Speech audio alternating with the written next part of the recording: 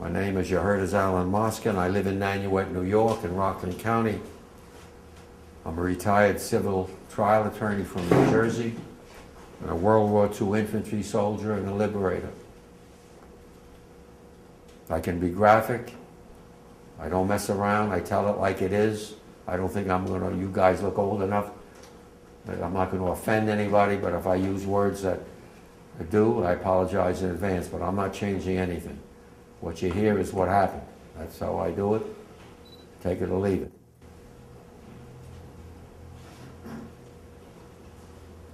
For over 50 years after the end of World War II, I didn't speak to anybody about my experiences in combat or a liberator. Nobody. 50 years. The reason was that I was fearful of bringing back all those very disturbing and frightening memories that I had when the war ended in Europe. I couldn't sleep, I cried, I shouted, I cursed, I walked the streets in Austria and Germany, scared to try to sleep because I had the shakes. Times I thought I was going crazy. That's not easy to say, but that's how I felt.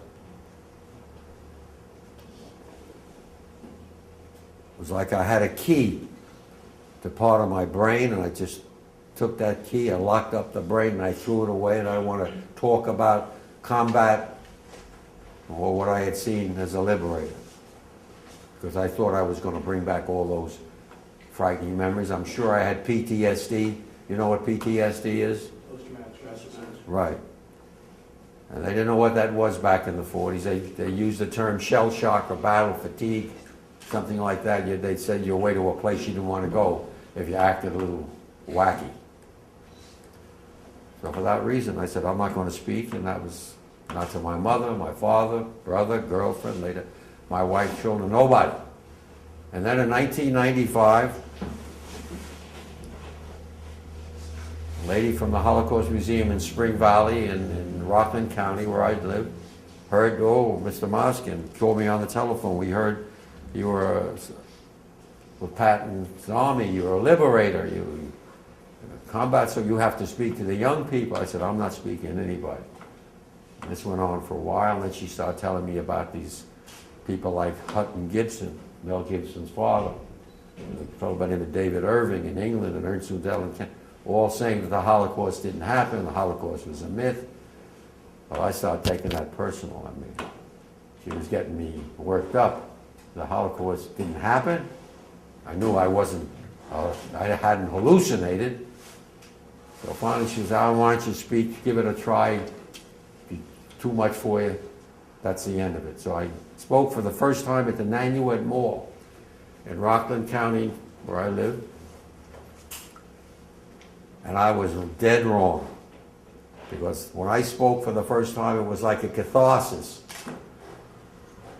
Purging of all that poison I had inside. And it was good when I started to talk. It just came out of me. And baby, since that time in 1995, they can't stop me now. I've been speaking all over the place. I was speaking in a men's room, a ladies' room, you name it. I've been in New York, New Jersey, Vermont. I was recently down in Pennsylvania, Scranton. Spoke to a bunch of parochial school kids, all Catholic, being bussed into Marywood University with their little black and white uniforms. You didn't hear a pin drop. And they asked good questions, too. And then I was down in Florida, as Ari told you. I've met some of the people that were in the camps that I liberated. And I've been on television, Jewish Americans, if any of you saw it, it's still on, Russian television. I've been a busy little camper. So let me give you a brief personal background. I was born in Englewood, New Jersey. I'm a Jersey boy.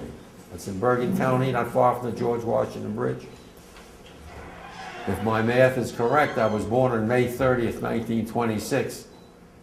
So I just hit 85. And when I was your age, maybe nobody, 85, that was unheard of. And people didn't live past 60 or 70, but thank God I got my health. I'm here, I'm talking, and I hope it'll go on for a while. I lived in a very ethnic neighborhood in Englewood. Best thing ever happened to me. 4th Ward in Englewood. My father was a councilman, later the mayor of Englewood. We had a real mix, Jewish kid like myself, Roman Catholics, an Indian boy, Hispanic kid, Asian, played in the streets, all got along together, ate each other's home. My best friend, Georgie Wessel, a colored kid. By the way, that was the term my oldest daughter goes crazy every time I use the word colored. That's not politically correct, but that was the word we had for black kids, colored at the time, now called black. My best friend was a colored black kid next door. Grew up together, played ball together. I was a three-letter jock, I guess you'd call it, pretty good athlete. And I learned then what Maya Angelou, the poet, said, that people are more alike than different. Didn't make any difference to me what the religion was, what the color of the skin was. Never did. As I got older, I realized that unfortunately a lot of people didn't think that way. But I think that molded my character when I think back of those days in England. I remember the best thing was that we ate dinner together. Families, fathers, mothers didn't work outside the house. I used to say mothers didn't work when my mother was alive, but she used to go crazy. What do you mean mothers didn't work? I mean mothers didn't work in the job outside. And fathers came home for dinner and you talked around the dinner table. Now maybe you kids do that, hopefully you do. But a lot of the families I'm encountering when I talk about dinner time, the teachers told me later, Mr. Moskin, they don't, what do you mean dinner? Dinner time was when mothers cooked, you ate home. No fast food places, we didn't even have them. But I don't want to get into all that, that's why I have these notes because I deviate, but I think it was something that I remember and I think back when you talked to your mother and father, father would say, what did you do at school today? Now, yeshiva may be different, but a lot of the schools I speak to, the kids are out at the mall, or it's Chinese food, or it's ordering from pizza, and the family is not eating together, and there's something missing, unfortunately, in that respect. At any rate, I went through the Englewood school system. I graduated when I was 17. As soon as I hit 17, I went up to Syracuse University. They skipped me from 3rd to 5th grade. They must have thought I had something upstairs, I don't know. But they skipped me from 3rd to 5th grade. I don't think they skip anymore. So when I hit 17, May 30th, 2 weeks later, I started Syracuse University. 1 year later, I got a draft order from the government that read, big letters, greetings. I never knew who put that word in. That was when you report for a physical exam, like you're going to a bar mitzvah or a wedding, but greetings. And it's any World War II guy, I'll tell you that's what you got. I passed my physical and I went to Camp Landing in Florida for 3 months of infantry basic training in the United States Army. I was a young Jewish kid. I never had a gun in my hand before. I've been around. I was an athlete. I went to summer camp and everything, but I never shot or never knew anything about shooting. And basic training, as an infantry basic training, literally you learn how to kill or be killed. You learn how to survive in combat. An M1 rifle, BAR, which is a Browning automatic rifle, a machine gun. How to stick a bayonet in somebody's gut. But you do what you have to do, and I did it. We fought in very heavy combat in Frankfurt, Coburg and Beirut, Hamburg, Regensburg, Straubing. I lost a lot of buddies in every one of these battles. Too many. I'm just one of the lucky ones. So I'm here because God looked down on me, because if I was 100 meters to my right and 100 meters to my left at any time, I wouldn't be here. And sometimes I wonder, and I had to fight that too, with the guilt of why I'm here and a lot of my buddies are not. Rabbi last in Yorktown when I said this, and I'm not that spiritual like you fellas, but he said maybe God was looking down on you and wanted you to survive so you could speak to the young people and others what you're doing today. And kind of broke me up a little bit. Maybe that there is something to that, because often wonder why I made it and others didn't. But I want to just tell you a little bit about combat, just so you get an idea that it's not a video game. It's not a movie or a TV. You know, I see too many of the young people with the video stuff, my grandchildren, with the killing and the violence, and I can't look at a gun since World War II. That's me. I'm not going to get into a thing with the National Rifle Association, but I can't touch a gun or look at it. I know I killed plenty, too many. Never enjoyed it. Believe me, I never did. And the second day I was on the line outside of Beirut, all hell is breaking loose and the crowds are throwing everything in on us. And then it let up a little bit and all of a sudden, boom, something hit the top of my head, on my helmet. And I reach up and I pull down and I'm holding an arm, blood soaked. The fingers are doing this in front of me, just like this. You think that doesn't shake you up? And then on the wrist is an eagle tattooed an eagle, and I start screaming, Wilson, Wilson, Wilson. Because Wilson had an eagle tattooed on his wrist. He was going to soar like an eagle. And I'm talking to him maybe 10 minutes before in the rear, and now I'm holding his blood-soaked arm. And then about 2 weeks later, outside of Straubing, all hell was breaking loose, and the Krauts again were throwing a lot of artillery and mortars. The Krauts are the word we use for the Germans, like Jerry's, Krauts, among others. And my best friend, best soldier I ever knew, TR from a little town outside Detroit, always trying to help the rooks. The rooks are the guys that are on the line the first day, and when you're on the line the first day, you're scared. And I mean scared. Anybody tells you they weren't scared is a liar or a moron or a combination of both. And this day, it was bad. Everything was coming in. You know, if you're in combat, you know what that sound is when the artillery and the mortars are coming in. Sergeant said, everybody hit the hole. And I went down. Last thing I do, I saw my best friend about 100 meters to my right, still directing the new guys, right flank, left flank, telling them where to go. And then about a minute later, when it let up, I look up and I don't see TR. And I run as fast as I could to my right, 100 meters. And there's my best buddy laying with the back of his head against a crater. And as I got close, I saw his right leg about 10 or 15 feet away from his body, and his insides are all inside out, all over the place. And I ran up and I put my helmet under his chin so he didn't look down and see what was going on in his...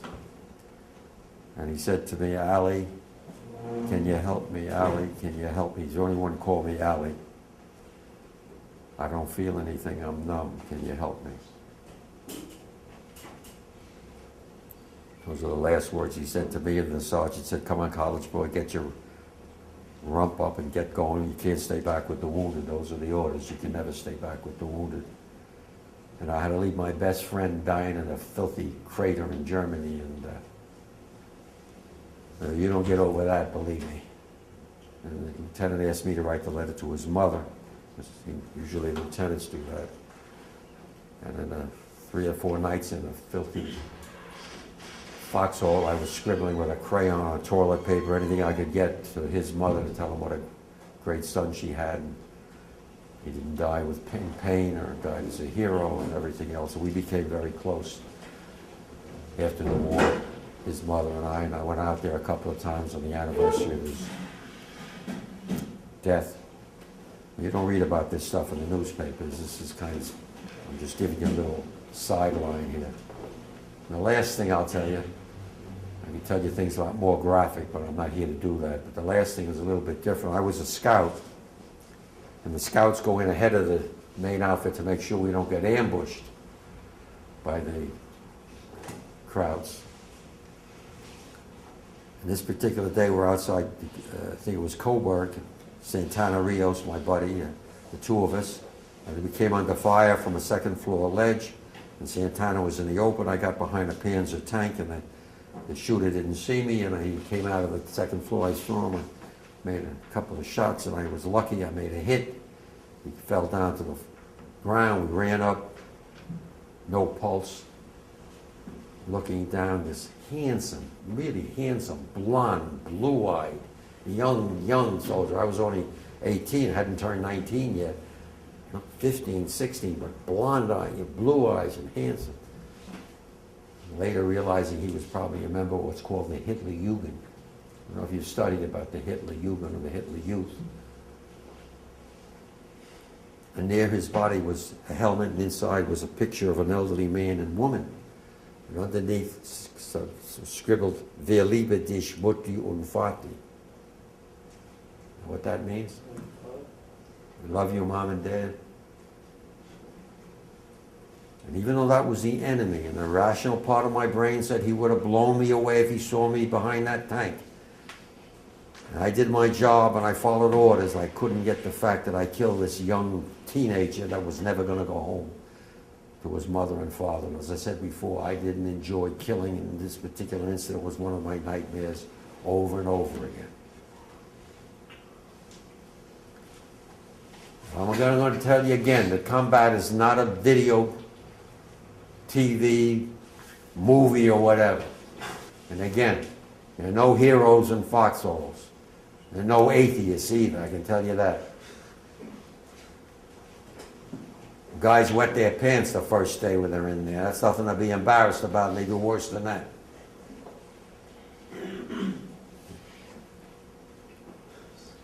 At any rate, from Germany, our outfit was moving from the west. The Russians, or allies, were coming from the east to squeeze the Krauts in between us. And we were taking a lot of prisoners, and mainly there was the Hitler Jugend. I didn't know who they were at the time, but we sort of found out. They were fanatical hate mongers.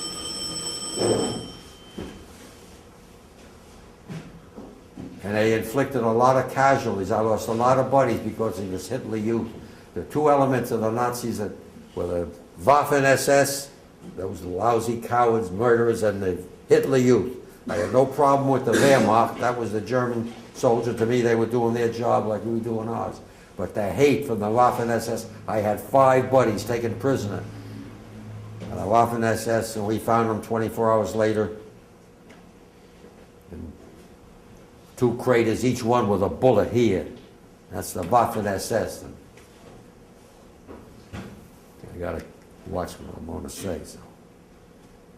And the Hitler Youth were just as bad. This particular time, near the end of the war, we were taking a lot of prisoners. We had this big blonde kid shackled like this with his hands behind his back. And I'm over here to the right, and he makes a right turn, comes right up to me this close, and starts spitting right in my face. Once, twice, and screaming at me, "Amerikaner, Schweinhund, Schweinhund," America, with hate in his face. Now let me get to the main focus of why I'm here.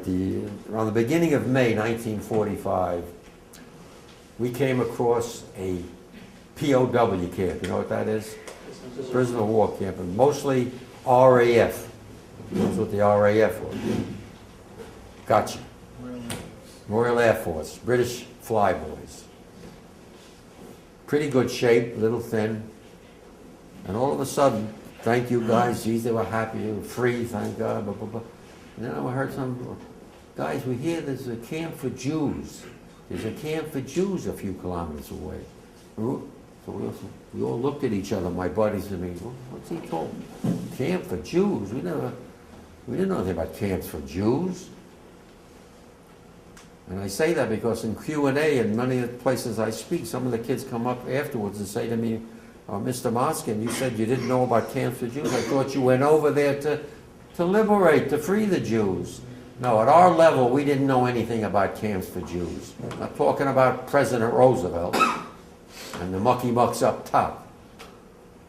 We all loved our president, everybody in the neighborhood, everybody everywhere. Franklin dealt with an orator, what a speech. And then when I found out, God, about the St. Louis not being allowed to land with all those people, and the fact that the Jews, in my judgment, just weren't a priority. Those camps were going up for years, but I don't want to start politicizing here. But we didn't know anything about camps for Jews.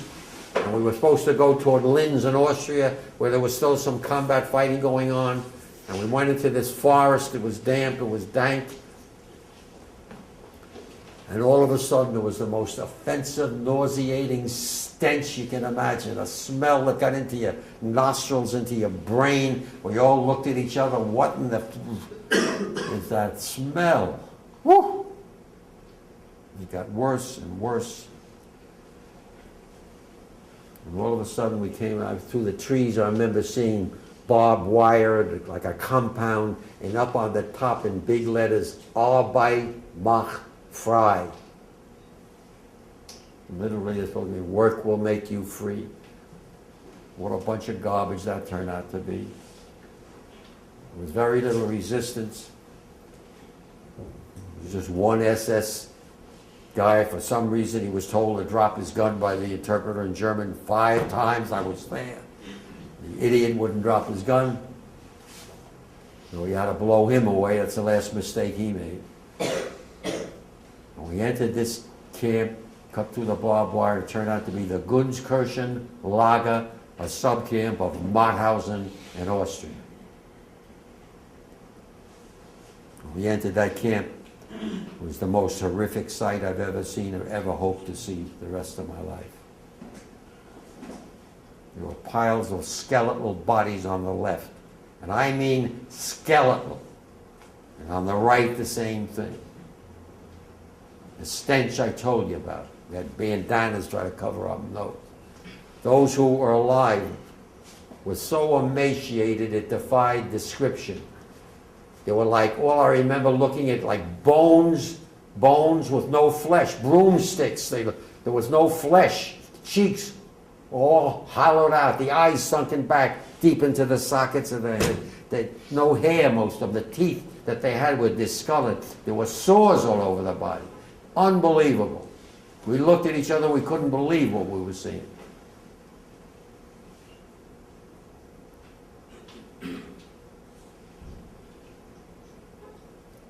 Essen bitte, Wasser bitte, Zigaretten bitte, food, water, cigarettes. I didn't smoke. Some of my buddies would start handing out their cigarettes, and they would take this, you know, like the tobacco, try to get to the, just cover off, take the tobacco and start chewing it. It's what starvation does to you. They were chewing it like. I couldn't believe what I'm first watching. They gave out the food, and all of a sudden, many of them would grab their esophagus and start falling to the ground, choking. We got frightened. We didn't know what we were doing, and the medics came up and started screaming, "No more solid food. You can't give out solid food," because apparently when you starve, you know, it clamps up. You can't swallow. So they were choking, falling to the ground. It was chaotic. We're trying to help. We don't know what to do. And then many of them started to back up. I remember, like they were scared. And our lieutenant was smart enough to realize, he said, "Tell those poor souls," that's the term he used affectionately, he meant, "tell those poor souls we're American soldiers. We're going to take care of them. We'll feed them. Who can speak Yiddish? Who can speak Jewish? You're German." I remember being so frustrated because my parents never spoke Yiddish in my presence. And when they came from the old country, "You're an American now. You speak English." My grandparents used to sit down with me when I'm doing my homework and want to learn English. Read the book. But I somehow was able to say, "Ich bin auch a Jud." I don't know where it came from. I still don't know where it came from. I'm not really the guy where I heard it. But "Ich bin auch a Jud," I'm also a Jew. When I said that for the first time, there were some smiles at the Gunskirchen Lager.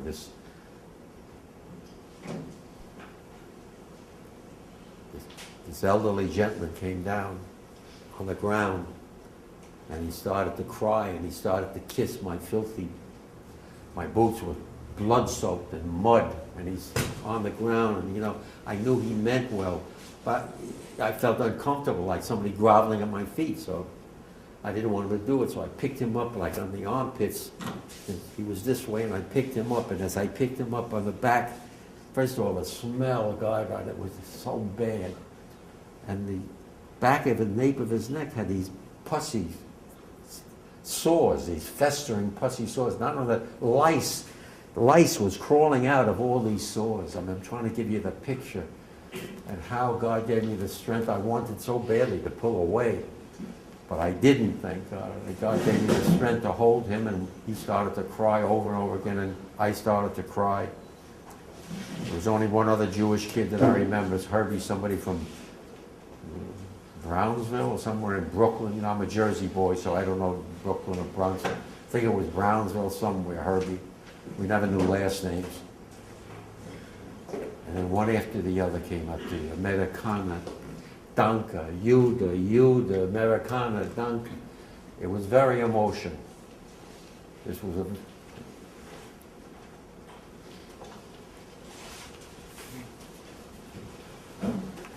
everywhere you looked.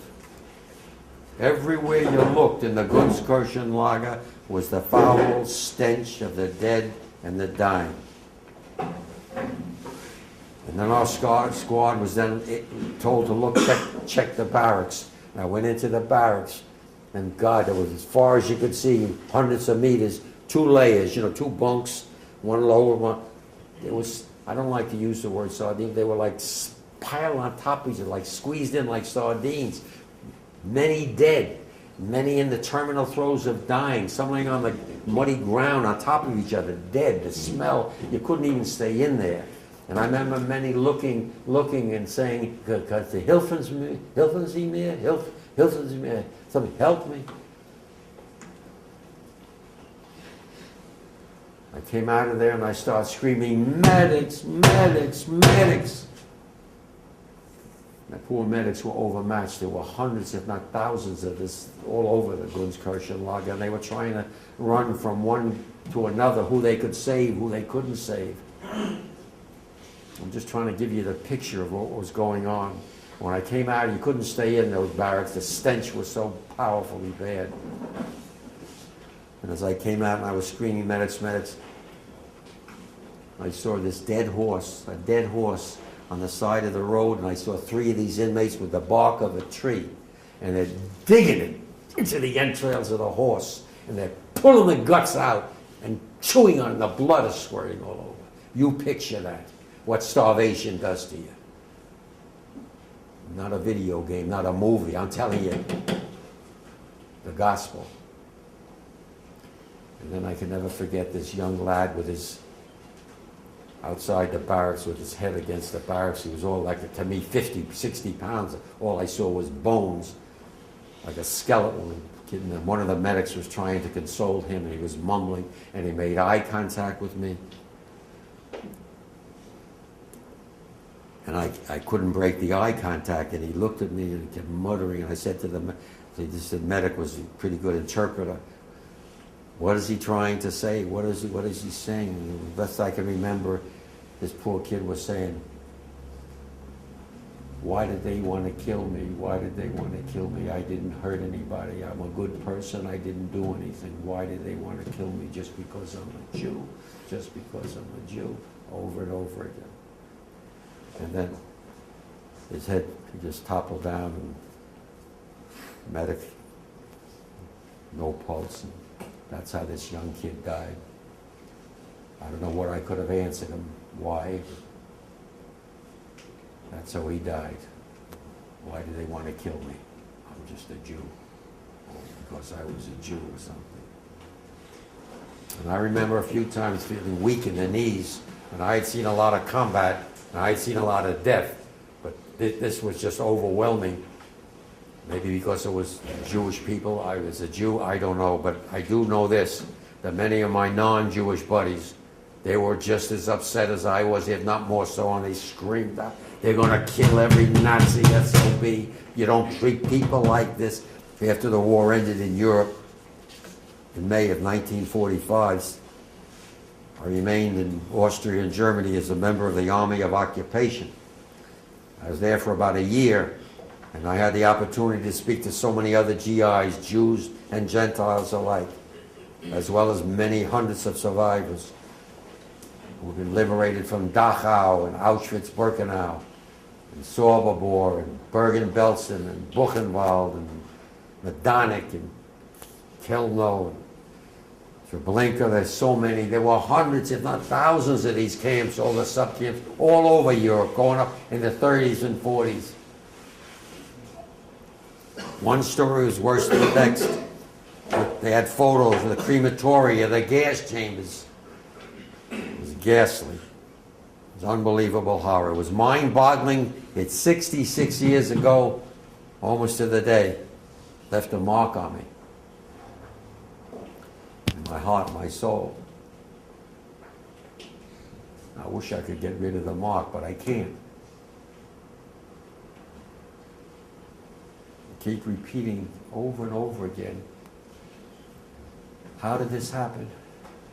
Why did this happen? How did the free world let something like this happen? And I never got an answer that made any sense to me. So in the memory of those 6 million, every time I speak, in the memory of those 6 million, and remember that if you don't know it already, 1.5 million of the 6 were kids like you, children. The evil of these, I have to watch the words I'm going to use here because I'm pretty carried away. But these monsters, like Dr. Mengele and the others, they would put a person on the operating table and a stopwatch nearby, and they would start to cut without anesthesia. And the screams would go out. 10 seconds, 20 seconds, 30 seconds, whatever. And keep a record till the scream stopped. And the person would pass away. Evil we were fighting. Dr. Mengele and the rest of his butchers. And Ike told us. Ike is the name we use for our commanding general, Dwight D. Eisenhower. He was ahead of his time. We didn't even realize it. He said, you're fighting evil here. Now you know it. If you didn't know it before, you know it now. Get it down, he told us. Get photos, pictures.